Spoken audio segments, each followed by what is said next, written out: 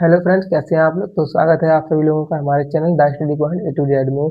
तो जैसा कि आप लोगों को पता होगा कि नवीन सर के जितने भी प्रैक्टिस सेट हैं वो सभी एग्जाम को लेकर के चलते हैं, ठीक है। उनमें से आप लोग किसी भी एग्जाम की तैयारी कर लीजिएगा, वो सारे सेट जो है एक सभी एग्जाम के लिए होते हैं। तो हमने जो है यहाँ पर डेली एक क्लास अपना एक प्रैक्टिस सेट खुद का बनाया, जिसमें कि सारे नोट्स जो है नवीन सर के जो पीडीएफ फॉर्मेट में थे, उन सभी नोट्स को हमने वॉइस फॉर्मेट में कन्वर्ट कर लिया। ओके, इन सभी नोट्स को हम मतलब वॉइस रिकॉर्ड करके खुद आप लोगों के लिए वीडियो बना रहे हैं, ठीक है। तो अगर आप लोगों को हमारी वीडियो अच्छी लगती है तो एक बार चैनल को सब्सक्राइब कर लीजिए एंड कमेंट बॉक्स में जरूर बताइए कि आप लोगों को हमारी वीडियो अच्छी लगती है, ठीक है। तो चलिए, आप लोगों को यहाँ पर हर एक क्वेश्चन वॉइस फॉर्मेट में मिलेगा, ठीक है। और कंप्लीट जितने भी उन्होंने क्वेश्चन करवाए थे हर एक क्वेश्चन मिलेगा, ठीक है। चलिए, पहला पहला सेट है और पहला सेट का ये है पहला क्वेश्चन। तो ये जितने भी क्वेश्चन है ये नायक सीरीज के, ओके, नायक 2.0, ठीक है। चलिए, पहला क्वेश्चन है, कथकली नृत्य रामायण महाकाव्यों और पुराणों की कहानियों में सन्निहित है। कथकली नृत्य जो है ये केरल में मनाया जाता है, और केरल का एक और नृत्य है जो कि मोहिनी अट्टम है। तो कथकली और मोहिनी अट्टम ये दोनों नृत्य केरल में मनाए जाते हैं, ठीक है। अब यहाँ पर नीचे दिया गया है कुचिपुड़ी। कुचिपुड़ी आंध्र प्रदेश का है, और कुचिपुड़ी आंध्र प्रदेश के कहाँ से शुरू हुआ था? तो कुचिपुड़ी जो है वो आंध्र प्रदेश की कृष्णा जिले के कुचेलापुरम गांव में शुरू हुआ था, ठीक है। कुचेलापुरम गांव में शुरू हुआ था ये सबसे पहले। आगे दिया है सत्रिया। सत्रिया जो है ये 8वां शास्त्रीय नृत्य है। कौन सा है? 8वां शास्त्रीय नृत्य है। और सत्रिया जो है 2000 में, वर्ष 2000 में शामिल हुआ था, ठीक है। तो सत्रिया का जो संस्थापक है वो है श्रीमद शंकरदेव। श्रीमद शंकरदेव इसके संस्थापक हैं। और सत्रिया असम का नृत्य है, ठीक है। बाकी ये जो है सत्रिया 500 वर्ष पुराना है। और आगे दिया है शास्त्रीय नृत्य की संख्या कितनी है? 8। लेकिन संगीत नाटक अकादमी के अनुसार शास्त्रीय नृत्य 8 है, और संस्कृति मंत्रालय के अनुसार जो शास्त्रीय नृत्य है वो कितने हैं? 9 है, ओके। छऊ, छऊ कितने हैं? छऊ 3 प्रकार के होते हैं। पहला है मयूरभंज छऊ, दूसरा है सरायकला छऊ, और तीसरा है पुरुलिया छऊ, ठीक है। तो मयूरभंज छऊ यानी कि मयूर, मयूर तो उड़ गई, मतलब उड़ीसा। मयूरभंज छऊ कहाँ पे है? उड़ीसा में, ठीक है। इसके बाद सरायकेला छऊ। सरायकेला, सराय क्या रही थी? अपने बाल चढ़ा रही थी। कहाँ पर? सब कहाँ पर? झरना में, ठीक है, यानी कि झारखंड, ओके, झारखंड में, ठीक है। और पुरुलिया छऊ पूरा क्या दिया? बंगला। बंगला कैसे चाहिए? पूरा चाहिए। तो पुरुलिया छऊ कहाँ पे है? पश्चिम बंगाल में, ठीक है। और इसी के साथ में ये जो 7वां शास्त्रीय नृत्य था वो था मणिपुरी, और जो 8वां शास्त्रीय नृत्य था वो था कथक, ठीक है। कथक कहाँ मनाया जाता है? कथक मनाया जाता है उत्तर भारत में, ओके। सबसे पुराना शास्त्रीय नृत्य कौन सा है? सबसे पुराना शास्त्रीय नृत्य है भरतनाट्यम, जो कि 2000 वर्ष पुराना है। और सत्रिया कितने वर्ष पुराना है? वो 500 वर्ष पुराना है, ठीक है। कथकली, कथकली नृत्य जो देखिए यहाँ पे कथकली दिया है, तो कथकली नृत्य को जो डांस जो उसमें जो हीरो होता है, हीरो यानी जिसको नायक बोलते हैं, तो उस नायक को क्या बोला जाता है? नायक को बोला जाता है पाचा, ठीक है। और उसमें जो खलनायक होता है यानी जो डायरेक्टर होता है उसको क्या बोलते हैं? तो डायरेक्टर को बोलते हैं काफी, ठीक है। इसके बाद में कथकली नृत्य में जो मुद्रा होती है, यानी कि जो डांस की स्टेप होती है वो कितनी होती है? तो डांस स्टेप होती है 24 यानी 24, ठीक है। इसके बाद में कथकली नृत्य का जो श्रृंगार होता है, श्रृंगार, वो कितने प्रकार का था? तो श्रृंगार जो होता है वो 5 प्रकार का होता है, ठीक है।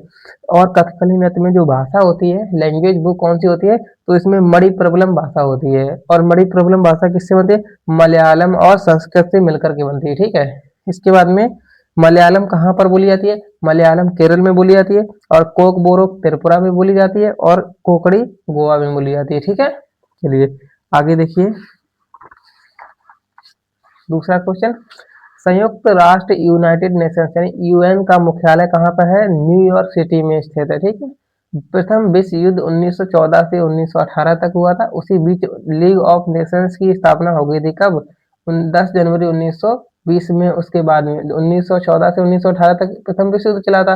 उसके बाद में लीग ऑफ नेशंस की स्थापना 10 जनवरी 1920 को हो गई थी, ठीक है। दूसरा विश्व युद्ध 1939 से 1945 तक चला था। उसके पश्चात यूएनओ, यूनाइटेड नेशंस ऑर्गेनाइजेशन, इसकी स्थापना 24 अक्टूबर 1945 को हो गई थी, ठीक है। इसमें कितने देश शामिल है? इसमें 91, 51, 51 देश इसमें शामिल है। और 51 यानी कि 51वां देश कौन सा है? वो है पोलैंड, ठीक है। तो यूएन के जो अंग हैं, यूएन के जो अंग हैं वो कौन से हैं? यूएन के 6 अंग हैं, ठीक है? 6 में 5 जो है हेडक्वार्टर में शामिल हो गए जो कि न्यूयॉर्क में है, और एक जो है वो आईसीआई में शामिल है, यानी अंतः न्यायालय में शामिल है। ये कहाँ पर है? द हेग, नीदरलैंड में है। ओके। अब वर्तमान में जो यूएन के सदस्य हैं वो कितने हैं? 193 सदस्य हैं। यूएन की जो भाषा है वो कौन सी भाषा है? वो है इंग्लिश एंड फ्रेंच। ओके। और यूएन जो है कहाँ, यूएन की भाषा कहाँ, यूएन में मतलब कौन कौन से देश शामिल है? तो चीन, यूएन में कौन कौन सी लैंग्वेज बोली जाती है? ठीक है, तो कौन कौन सी लैंग्वेज बोली जाती है? चीनी भाषा बोली जाती है, अरबी, रसियन और स्पेनिश, ये भाषा यूएन में बोली जाती है। यूएन चार्टर एक्ट कब? तो यूएन चार्टर, देखिए यूएन चार्टर से पहले इसको क्या बोला? यूएन चार्टर से पहले ये जो है यूएन चार्टर में कितने चैप्टर थे? इसमें 19 चैप्टर थे। ओके। और ये किसमें बताया गया है? ये आर्टिकल 111 में बताया गया है। यूएन सुरक्षा परिषद, यूएन सुरक्षा परिषद में 15 सदस्य हैं, ठीक है, जिसमें 10 अस्थायी सदस्य हैं और 5 स्थायी सदस्य हैं। तो अस्थायी सदस्य जो है वो 2 वर्ष के लिए आते हैं, ठीक है, 2 वर्ष के लिए होते हैं, ठीक है, जिसमें भारत 8 बार और जापान 12 बार चुना गया है। अस्थायी सदस्य में 10 लोग हैं, 10 सदस्य हैं, ठीक है, और स्थायी में 5 सदस्य हैं, टोटल 15 हो गए। तो यूएन में 15 सदस्य शामिल हैं, ठीक है। और अस्थायी सदस्य 2 वर्ष के लिए चुने जाते हैं। भारत इसमें जो है भारत 8 बार चुना गया है। पहली बार 1950 में चुना गया है। जापान 12 बार चुना गया है। एक वर्ष में 5 देश चुने जाते हैं यूएन में, ठीक है। यूएन सुरक्षा परिषद में एक वर्ष में 5 देश चुने जाते हैं। अब तीसरा क्वेश्चन देखिए, अल्फ्रेड नोबेल पुरस्कार की स्थापना करने वाले अल्फ्रेड नोबेल ने डायनामाइट का आविष्कार किया। अल्फ्रेड नोबेल पुरस्कार की स्थापना करने वाले अल्फ्रेड नोबेल ने डायनामाइट का आविष्कार किया था, ठीक है। तो डायनामाइट का आविष्कार किसने किया? अल्फ्रेड नोबेल पुरस्कार की स्थापना करने वाले अल्फ्रेड नोबेल ने, ठीक है। तो यहाँ से 2 क्वेश्चन तैयार हुए। डायनामाइट का आविष्कार किसने किया? अल्फ्रेड नोबेल ने। और अल्फ्रेड नोबेल पुरस्कार की स्थापना किसने की? अल्फ्रेड नोबेल ने, ठीक है। अल्फ्रेड नोबेल का जन्म कब हुआ था? 1833 में, और इनकी मृत्यु कब हुई थी? 1896 में। और ये कहाँ, कौन से देश से थे? तो ये थे स्वीडन देश से, ठीक है। नोबेल प्राइज की घोषणा कब की गई थी? नोबेल प्राइज की घोषणा की गई थी 1900 में, ठीक है। पहली बार 1901 में ये दिया गया था। अब ये किस किस क्षेत्र में? शुरू में ये 5 क्षेत्रों में दिया गया था। कौन कौन से? आइए देखते हैं। पहला है भौतिकी, रसायन, और फिर चिकित्सा और साहित्य, इसके बाद में शांति, ठीक है। ये 5 क्षेत्रों में दिया जाता था पहले शुरुआत में। फिर वर्ष 1969 में ये 6वें क्षेत्र में दिया गया। वो 6वां क्षेत्र था अर्थशास्त्र। वर्ष 1969 में ये 6वें क्षेत्र जो यानी कि अर्थशास्त्र में दिया गया था। यूएन की इसकी जो नोबेल पुरस्कार की घोषणा की गई थी अक्टूबर में, ठीक है। और ये 10 दिसंबर को दिया जाता है। कहाँ पर दिया जाता है? तो ये स्टॉकहोम में दिया जाता है। और घोषणा इसकी कहाँ की गई थी? ओस्लो में की गई थी, ठीक है, नॉर्वे की राजधानी ओस्लो में। शांति का नोबेल जो है स्टोटिंग संसद, शांति का नोबेल कहाँ दिया था? शांति का नोबेल स्टोटिंग संसद नॉर्वे के द्वारा दिया जाता है, ठीक है। सबसे कम उम्र में नोबेल पुरस्कार पाने वाले कौन है? वो है मलाला यूसुफजई को, इनको दिया गया। सबसे कम उम्र में नोबेल पुरस्कार किसको दिया गया था? मलाला यूसुफजई को, ठीक है। कब दिया गया था? 17 वर्ष की अवस्था में, ठीक है। और मलाला यूसुफजई, इनकी एक बुक भी है जो कि है we are displaced. Malala Yousafzai की बुक कौन है? वी आर डिस्प्लेस्ड, ठीक है। सबसे अधिक उम्र में किसे दिया गया था? तो सबसे अधिक उम्र में दिया गया था गुड इनफ को, ठीक है। किसे दिया गया था? गुड इनफ को, ठीक है। ये इनको कब दिया गया? 97 वर्ष की अवस्था में दिया गया था, ठीक है। और इसके बाद में भारत में चौथा क्वेश्चन है, भारत में हवाई परिवहन 1911 में शुरू किया गया, ठीक है। भारत में जो है हवाई परिवहन कब शुरू किया गया था? 1911 में शुरू किया गया था। 1911 में हवाई डाक सेवा शुरू की गई थी। और ये कब शुरू हुई थी? कहाँ से कहाँ तक थी? प्रयागराज से नैनी तक थी, ठीक है। और ये जो है हवाई परिवहन शुरू किया था। इसमें प्लेन कौन था? प्लेन था हम्बर बाई प्लेन, ठीक है। इसमें जो प्लेन था उसका नाम क्या था? हम्बर बाई प्लेन। 1932 में टाटा एयरलाइंस शुरू की थी। कब? 1932 में टाटा एयरलाइंस, ठीक है। अब 1946 में एयर इंडिया बनाया गया था। 1932 में टाटा एयरलाइंस बनी थी और 1946 में एयर इंडिया बन गया था, ठीक है। हवाई परिवहन मंत्रालय नागरिक उड्डयन मंत्रालय द्वारा बनाया गया, ठीक है। हवाई परिवहन मंत्रालय किसके द्वारा? नागरिक उड्डयन मंत्रालय द्वारा बनाया था। और वायुयान अधिनियम कब आया था? वायुयान अधिनियम 1934 एक्ट में आया था, ठीक है। कब आया था? 1934 एक्ट में। चलिए आगे देखते हैं। भारत का पहला हवाई अड्डा, भारत का पहला हवाई अड्डा कौन है? जुहू, जुहू हवाई अड्डा है। ये कहाँ पर है? ये मुंबई में है। और कब बना था? 1928 में। भारत का पहला हवाई अड्डा जुहू मुंबई में 1928 में बना था। सबसे बिजी एयरपोर्ट कौन सा है? सबसे बिजी एयरपोर्ट है इंदिरा गांधी हवाई अड्डा, ठीक है। सबसे बिजी एयरपोर्ट कौन सा है? इंदिरा गांधी हवाई अड्डा। ये कहाँ पर है? ये नई दिल्ली में है। सबसे बड़ा हवाई अड्डा कहाँ पर? सबसे बड़ा हवाई अड्डा है राजीव गांधी हवाई अड्डा हैदराबाद में। और 100वां यानी कि 100वां हवाई एयरपोर्ट, 100वां एयरपोर्ट कौन है? ये है पोक्योंग सिक्किम में, ठीक है। 100वां एयरपोर्ट कौन है? पाक्यांग सिक्किम में। सौर ऊर्जा से संचालित पहला विश्व में कौन, सौर ऊर्जा से संचालित पहला विश्व में कौन सा एयरपोर्ट बना है? वो है पीपीपी मॉडल पर बना पहला एयरपोर्ट है, ठीक है। और कोचीन में है ये। पहला सौर ऊर्जा से संचालित विश्व में है, ये पूरे विश्व में सौर ऊर्जा से संचालित पहला वो एयरपोर्ट कौन सा, कहाँ पर है? कोचीन में, ठीक है। कोचीन एयरपोर्ट है, ओके। कोचीन एयरपोर्ट है। पीपीपी ट्रिपल पी यानी पीपीपी मॉडल पर यह पहला एयरपोर्ट बना हुआ है। आगे 5 नंबर क्वेश्चन देखिए। जनगणना 2011 के अनुसार दशक के दौरान जनसंख्या वृद्धि 17.64% रही थी। 1961 से 1971 में यह जो है 24.80% वृद्धि हुई थी, ठीक है। और सबसे ज्यादा दशकीय वृद्धि ये थी 1961 से 71 में 24.80% वृद्धि, ये सबसे ज्यादा दशक वृद्धि हुई थी, ठीक है। 1911 से 1921 में 0.31% वृद्धि कम हो गई थी। 1911 से 21 में 0.31% वृद्धि कम हो गई थी। 2011 में भारत का जनसंख्या घनत्व 382 था, ठीक है। 2011 में भारत का जनसंख्या घनत्व 382 था। लिंगानुपात था 943 और बाल लिंगानुपात था 919। साक्षरता कितनी थी? साक्षरता थी 74.04%, जिसमें थी मेल थे 82.10% और फीमेल थे 65.46%, ठीक है। 2011 के जनगणना आयुक्त 2011 के जनगणना आयुक्त में 6 चंद्रमौली थे, ठीक है। 6 चंद्रमौली 2011 में जनगणना डाटा रिपोर्ट में 2011 में जो जनगणना डाटा रिपोर्ट आई थी, कब आई थी? 31 मार्च 2011 में आई थी, ठीक है। सबसे ज्यादा जनसंख्या उस समय किसकी थी? यूपी की थी। और सबसे कम जनसंख्या थी सिक्किम की, ठीक है। सबसे ज्यादा जनसंख्या किसकी थी? यूपी की। और सबसे कम थी सिक्किम की, ओके। आगे देखिए question number 6। Follow on test match से संबंधित हैं। फॉलो ऑन किससे संबंधित है? फॉलो ऑन टेस्ट मैच से संबंधित, ये जो वो वर्ड है फॉलो ऑन।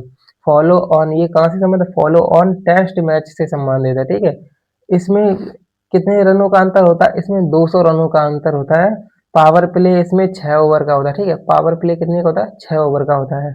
और एक बॉलर 4 ओवर मैक्सिमम फेंक सकता है। इसमें एक बॉलर जो है कितने ओवर फेंक सकता है?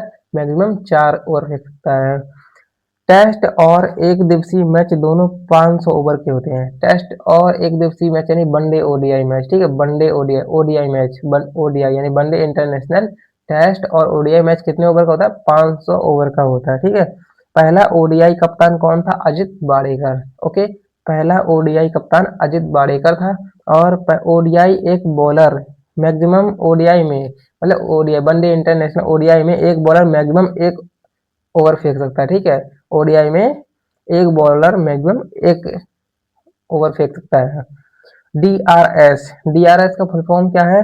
Decision review system. क्या है? Decision review system. पहली बार यह 2008 में खेला गया था। कहाँ पर खेला गया था? भारत और श्रीलंका के बीच में, ठीक है। पहला खिलाड़ी इसमें जो है वो कौन था? वीरेंद्र सहवाग। इसमें जो पहला खिलाड़ी था कौन था? वीरेंद्र सहवाग। डीएलएस, अभी हमने डीआरएस पढ़ा था, डिसीजन रिव्यू सिस्टम। अब है डीएलएस। डीएलएस का फुल फॉर्म क्या है? Duckworth Lewis system. डीएलएस का फुल फॉर्म क्या है? Duckworth Lewis system.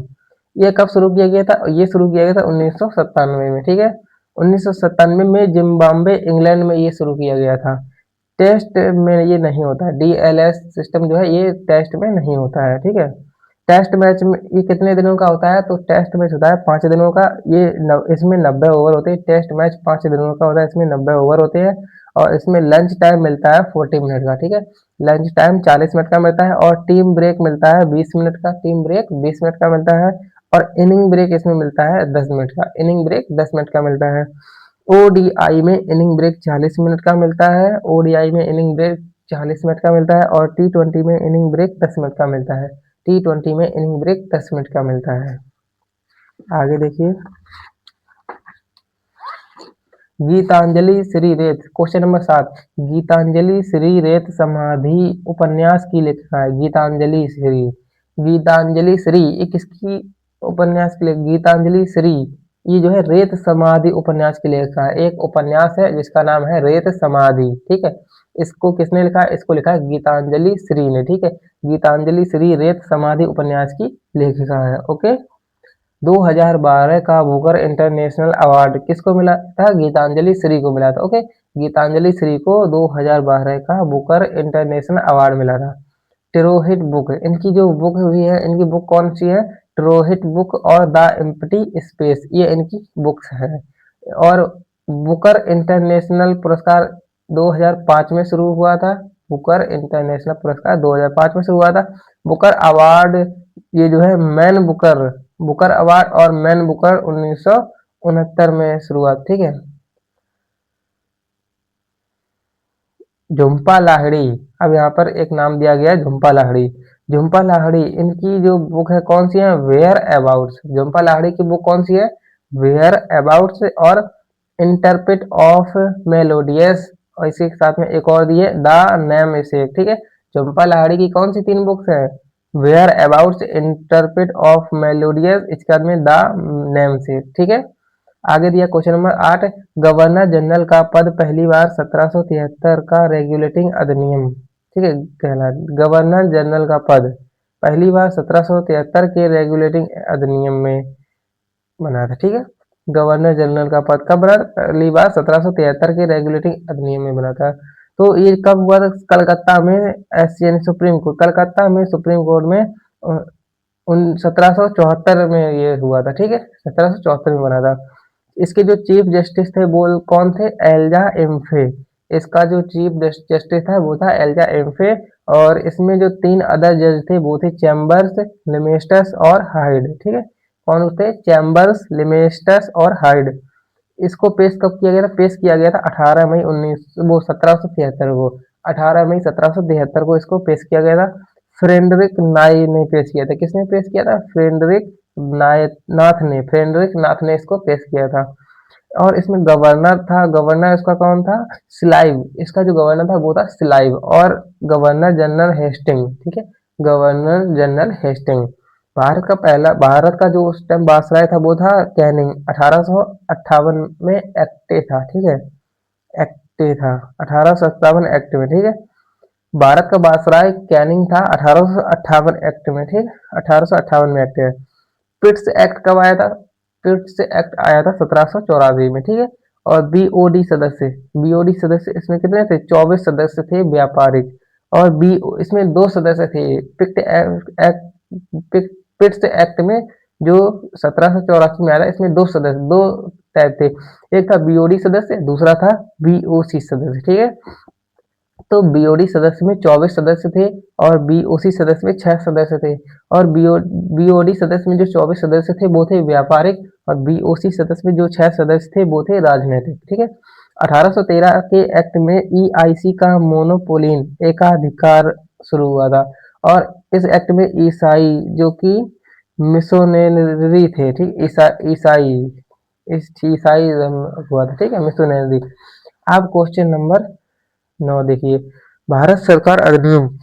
भारत सरकार अधिनियम 1919 में मॉन्टेग्यू चेम्सफोर्ड रिपोर्ट पर आधारित है, ठीक है। भारत सरकार अधिनियम 1919 में आया था, यह मॉन्टेग्यू चेम्सफोर्ड रिपोर्ट पर आधारित है, ठीक है। यह जो है चेम्सफोर्ड रिपोर्ट, यह प्रांतों में द्वैध शासन शुरू, चेम्सफोर्ड इसके आने के बाद में प्रांतों में द्वैध शासन शुरू हो गया था। इन इंडियन विधानसभा, ठीक, आईएनडी, इंडियन विधानसभा परिषद में उच्च सदन राज्य परिषद है और द्विसदनात्मक व्यवस्था। इंडियन विधानसभा में, हिंदी भारतीय विधानसभा में उच्च सदन राज्य परिषद है और राज्य परिषद में 60 सदस्य है, ठीक है। और द्विसदनात्मक व्यवस्था भी है इसमें। और इसके बाद में निम्न सदन के लिए विधानसभा में 145 सदस्य स्थापित है, ठीक है। वायसराय, चेम्सफोर्ड रिपोर्ट में जो वायसराय की कार्यकारी परिषद में भारतीय होना आवश्यक है, ये बोला गया। चेम्सफोर्ड रिपोर्ट में क्या बोला गया था? वायसराय की कार्यकारी परिषद में भारतीय होना आवश्यक है। ठीक है, आगे देखिए question number 10। Government of India act 1935 को जवाहरलाल नेहरू ने दास्ता एक नया आविष्कार पत्र कहा है।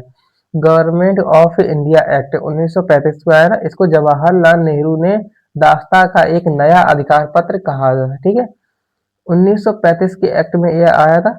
1935 के एक्ट में केंद्र में द्वैध शासन लागू हो गया था, प्रांतों में ये खत्म हो गया था।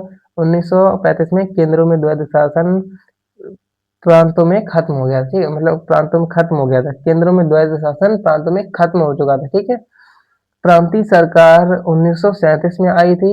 इसके बाद में बर्मा को अलग किया गया था 1937 में, जब प्रांतीय सरकार आ गई थी तब।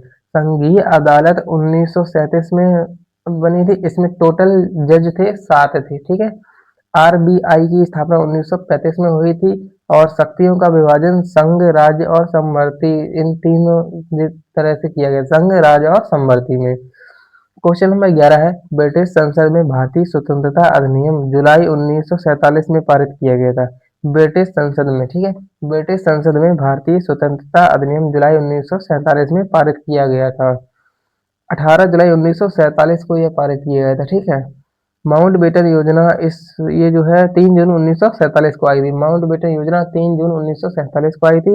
यह डिकवर्स, बाल्कन प्लान और नेहरू जी इसमें शामिल। माउंट बेटन योजना में कौन शामिल थे? डिकवर्ड और बाल्कन प्लान और नेहरू जी, ये 3 लोग थे। ठीक है, आगे क्वेश्चन नंबर 12 है, पुर्तगाली यूरोपीय समुदाय में भारत के साथ प्रथम व्यापारी संबंध स्थापित किया गया। पुर्तगाली यूरोपीय समुदाय ने, ठीक है, इसने पुर्तगाली यूरोपीय समुदाय ने भारत के साथ प्रथम व्यापारिक संबंध स्थापित किया।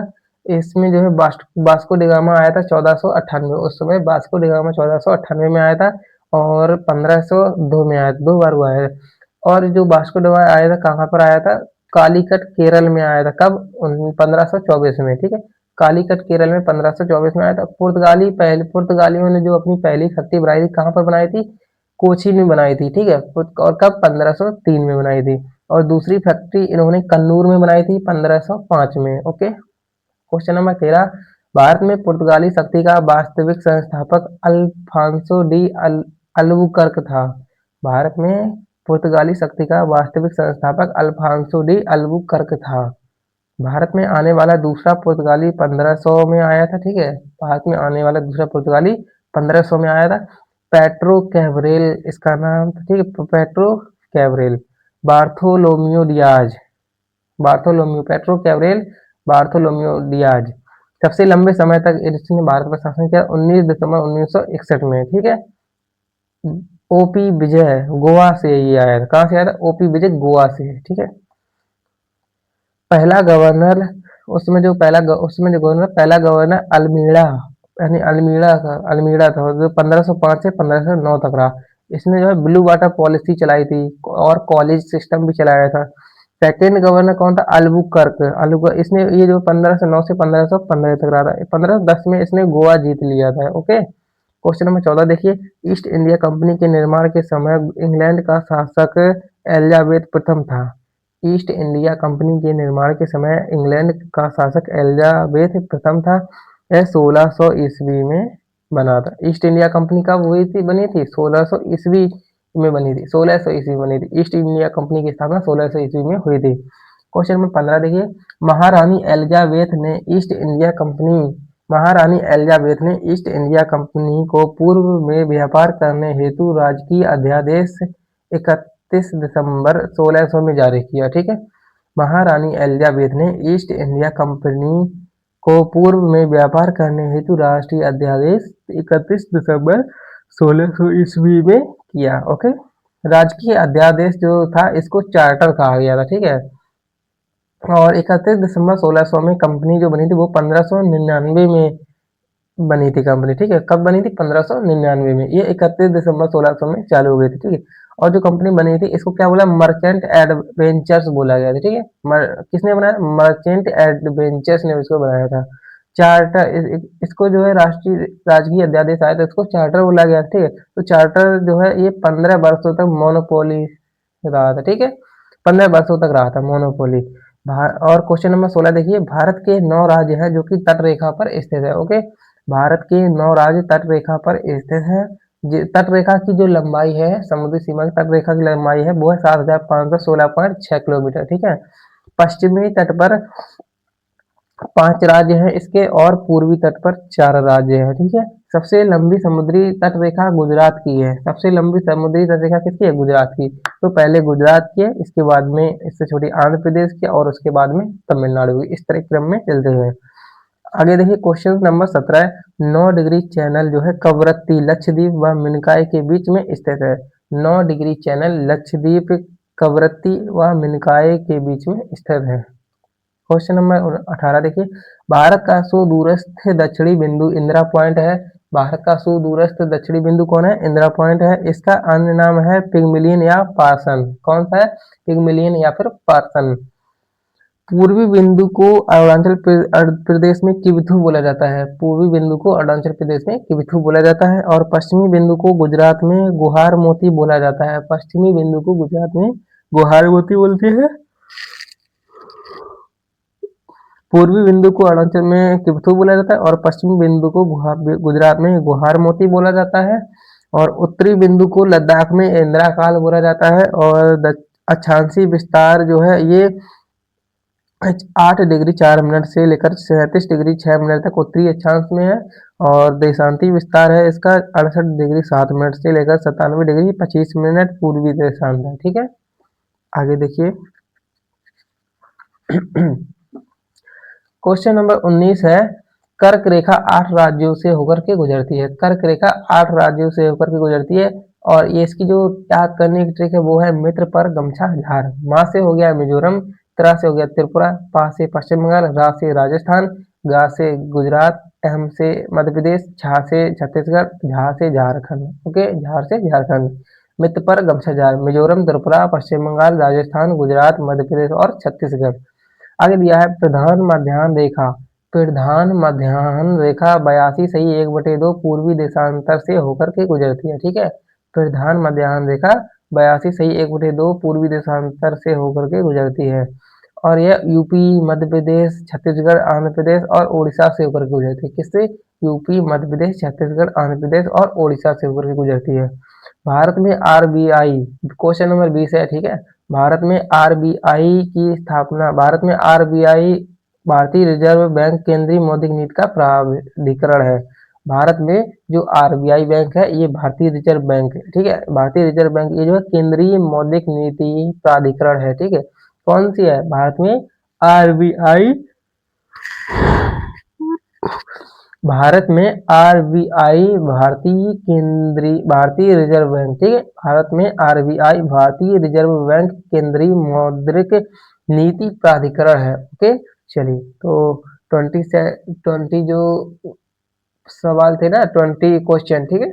20 क्वेश्चन हमारे इस सेट के कंप्लीट हो चुके हैं और अब पहला सेट जो है कंप्लीट हो चुका है, ठीक है। तो आप सभी लोग डेली मेरी पूरी क्लास को देखिए जिससे आप लोगों का भी अच्छे से रिवीजन हो जाएगा, ठीक है। धन्यवाद।